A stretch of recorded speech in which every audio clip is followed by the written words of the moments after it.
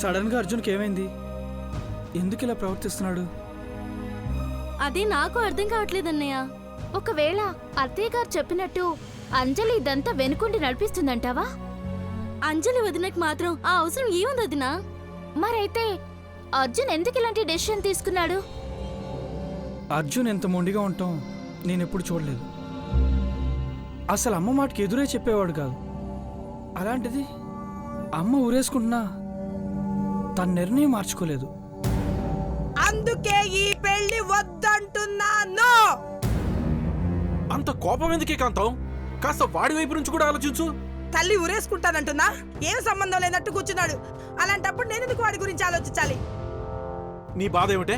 వాడు పెళ్లి చేసుకుంటున్నాడనే, లేకపోతే నీ మాట వినడం లేదనే? నా మాట విన్నా వినకపోయినా పర్వాలేదు, అది 4 గోడల మధ్య ఉండిపోతుంది. అమ్మో, అదే పెళ్ళంటే ఊరందరికి తెలిసిపోతుంది. ఎంత అవమానం! నా తల తీసి ఎక్కడ పెట్టుకోవాలి? అర్జున్ ఏమైనా చిన్నపిల్లాడా? దాని గురించి కూడా వాడు ఆలోచించుంటాడు కదా. అలాంటిది దాని వెనక ప్రాబ్లమ్స్ వస్తాయని తెలిసి కూడా పెళ్లి చేసుకోవాలి అని అనుకుంటున్నాడంటే దీని వెనక ఏదో బలమైన కారణం ఉండే ఉంటుంది. అరే, పెద్దవాళ్ళకి మనం దాన్ని అర్థం చేసుకోవాలి.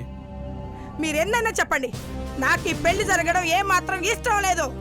చేసుకుంటే తప్పే ఉందన్నయ్య. భార్య భర్తలు పెళ్లి చేసుకోకూడదని ఏ చట్టంలో రాసింది? చట్టాల్లో లేకపోయి ఉండొచ్చు, కానీ అది మన సంప్రదాయానికి విరుద్ధం. ఈ సాంప్రదాయాలు కట్టుబాటులన్నీ మనుషులు సృష్టించినవే కదన్నయ్య. మనం ఆనందంగా ఉండడం కోసమే కదా వాటిని పెట్టారు. అందుకనే వాటిని పాటించమని చెప్తున్నా. పాటించడంలో తప్పులేదన్నయ్య, కానీ వాటిని మాత్రమే పాటించాలనుకోవడం మాత్రం మూర్ఖత్వం అవుతుంది. అర్జున్ అన్నయ్య అన్నట్టు ఈ పెళ్లి జరిగితే మళ్ళీ అందరూ సంతోషంగా ఉంటారు. పూజ చెప్తోంది వింటుంటే నాకు నిజమేమో అనిపిస్తుందండి. ఎలాగో అంజలి అర్జున్ పెళ్లి చేసుకోబోతున్నారు కదా, అదే ముహూర్తానికి మనం కూడా మళ్ళీ పెళ్లి చేసుకుందామండి. చాలా బాగుంటుంది. వదినా, నువ్వు కూడానా? ఊసే ఊసే ఊసే, మా అమ్మ గనక ఈ మాట ఉందనుకో నేను నిలువునా పాతేసిద్ది. నీకు దండం పెడతానే, ఉన్న సమస్యలు చాలు, మళ్ళీ కొత్త సమస్యలు తెచ్చిపెట్టకు. ముందు ఈ గండం గడిచిపోని. నాకెందుకు అర్జున్ అన్నయ్యకి పెళ్లి జరిపిస్తే అన్ని గొడవలు తొలగిపోయి మనం అందరం మళ్ళీ సంతోషంగా ఉంటామనిపిస్తుందన్నయ్య. ఏం మాట్లాడుతున్నారండి మీరు? మన ఆనందం కోసం నలుగురిలో నవ్వులు పాలవుతావా? పెళ్లి చేసుకుంటే పరువేం పోతుంది? ఎందుకు పోదండి? అసలు బంధువుల దగ్గరికి వెళ్ళి ఏమని పిలుస్తాం? అమ్మా, నా కొడుకు కోడలు మళ్ళీ పెళ్లి చేసుకుంటున్నారు, మీరు తప్పకుండా వచ్చి మళ్ళీ పెళ్లి చేసుకుంటున్న వాళ్ళని మళ్ళీ మళ్ళీ ఆశీర్వదించండి అని పిలవాలా? వినడానికి ఎంత దరిద్రంగా ఉందో. ఛీ ఛీ! నాకేమనిపించట్లేదు, నువ్వే అనవసరంగా దాన్ని రాద్ధాంతం చేస్తున్నావు. ఛీ! చూడు, నీ ఈగోని పక్కన పెట్టి ఆలోచించు, అంతా నీకే అర్థమవుతుంది. ఎవరెన్ని చెప్పినా సరే నేను ఈ పెళ్లికి ఒప్పుకోను. ఎవరు ఒప్పుకున్నా ఒప్పుకోకపోయినా అన్నయ్య ఈ పెళ్లి చేసుకోవడం ఖాయం.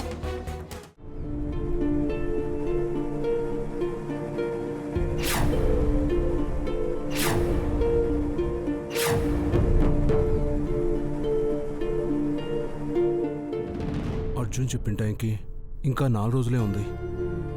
వాళ్ళ పెళ్లి జరిగేలోపు స్వామీజీ గారు వస్తే బాగుండు.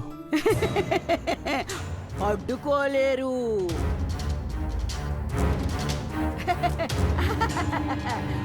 అడ్డుకోలేరు. ఎవరొచ్చినా సరే మా గీతని పట్టుకోలేరు. తను అనుకున్నది సాధిస్తుంది. సమాధి నుండి మా గీత బయటకు వచ్చినప్పుడే ఆ సాములోరు ఏమీ చేయలేకపోయారు.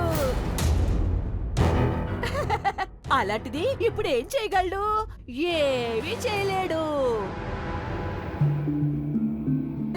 చెప్పానా నీకు? ఆ రోజే చెప్పానా? కానీ నువ్వే నమ్మలేదు. ఇప్పుడు చూడు, పెళ్లి కూడా చేసుకోబోతుంది, పెళ్లి కూడా చేసుకుంటుంది.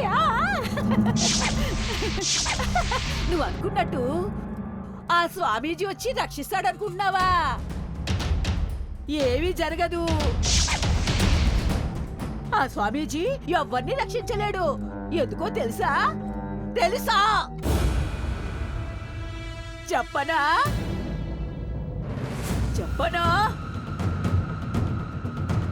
మా గీత ఆ స్వామీజీని చంపేస్తుంది కాబట్టి.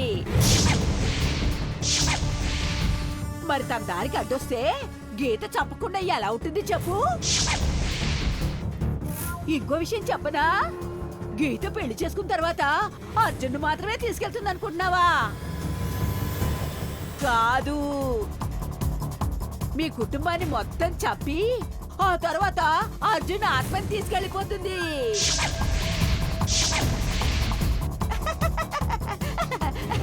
చూస్తూ ఉండు, అదే జరగబోతుంది. గీత అందరినీ చంపేస్తుంది, ఎవరిని వదిలిపెట్టదు. తను వచ్చిన పని పూర్తి చేసుకునే వెళ్తుంది. తను వచ్చిన పని పూర్తి చేసుకునే వెళ్తుంది. అవునవును, పూర్తి చేసుకునే వెళ్తుంది. అవును.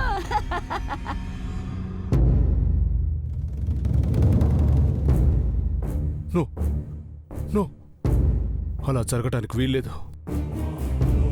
గీతను ఎలాగైనా ఆపాలి. ఆపుతాను.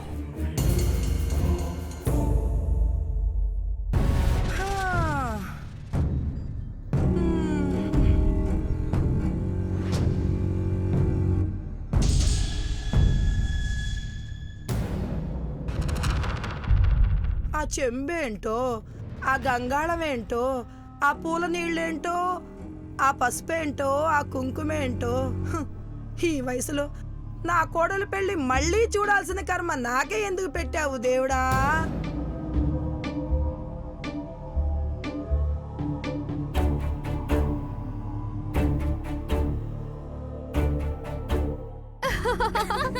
ఒసేయ్, ఆపండి ఆ నవ్వులు. ఏంటో మొదటిసారి పెళ్లి చేసుకుంటున్నట్టు ఏంటో హడావుడి. భారీ విడ్డూరం కాకపోతే పెళ్లి చేసుకున్న వాళ్ళు మళ్ళీ పెళ్లి చేసుకోవడం ఏంటమ్మా? మరి అదే కదే నేను అంటుంది. నా కర్మ. హా, నాకు అదే ఆశ్చర్యంగా ఉంది సీతక్క.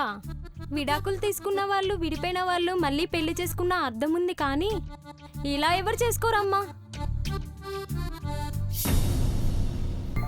ఈ పిల్లకి బుద్ధి లేకపోతే పోయింది, పెద్దవాళ్ళకి ఏమైంది? వాళ్ళత్త ఎవరో గాని బాగా బర్తెగించి. బాగా చెప్పావు. హా? నువ్వేమంటావా ఆంటీ? మీరంటున్నట్టు ఆ బర్త్డేకిచ్చిన అత్తని నేనేనమ్మా. దానికి అత్తనై దానికి మళ్ళీ పెళ్లి చేసే దౌర్భాగ్యం నాకే పట్టింది. అయ్యో, ఈ కాలంలో రెండో పెళ్లి చేసుకోవడం తప్పులేదులా ఆంటీ. ఆ? ఆ. మారుతున్న కాలం బట్టి మనం కూడా మారాలి. సాంప్రదాయం ముఖ్యం కాదు, మనుషులే ముఖ్యం. అబ్బా, భలే మాట మారుస్తున్నారే. మా ఇంట్లో వాళ్ళకన్నా మీరే బాగా ఎక్కువ నటిస్తున్నారు. అయ్యో, మమ్మల్ని తప్పుగా అర్థం చేసుకున్నారా ఆంటీ? నోరు ముయ్యండి. ముందొక మాట వెనకొక మాట మాట్లాడే వాళ్ళని ఇంతకంటే ఇంకెలా అర్థం చేసుకోవాలి? అసలే నా కొడుకు చేస్తున్న పనికి సిగ్గుతో చచ్చిపోతున్నానే. దానికి తోడు మీ ఎత్తి పొడుపు మాటలు ఒకటి. పోండి పోండి ఇక్కడి నుంచి. వీళ్ళ పెళ్ళేంటో గాని ప్రతి ఒక్కదానికి లోకు అయిపోయాను.